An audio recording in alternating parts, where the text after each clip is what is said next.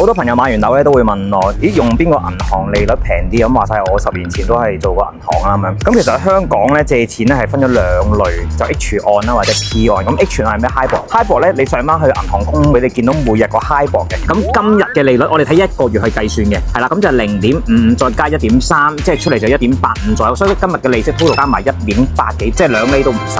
咁 P 按係咩咧 ？P 按就係最優惠利率，通常係減嘅。咁而家出嚟嘅結果咧係3.5，呢個係封頂位。通常一般嚟講咧係用 HIBOR，咁而個封頂位係用個 P 按嚟做 ，P 減一個數出嚟個結果咧大概係3.5啦。咁唔同銀行個 P 係有少少唔同咧，譬如渣打個大 P 有5.5啊咁樣，跟住如果係細 P 啊，恒生匯豐就5.2，咁出嚟嘅結果咧都係3.5。一般嚟講，幾年前高息嘅情況咧係會掂到封頂嘅，咁但係而家低息環境係會掂唔到嘅。其實每間銀行利率都差唔多，咁如果留意翻 BOC 即係中銀行咧，佢係會跟銀行商會，恒生匯豐咧會用翻自己有個 HIBOR 嘅，咁少少唔同。咁你 detail 所以 DM 我同我講下，快啲 send 條片俾你準備買樓或者買咗樓或者準備轉按嘅朋友，拜。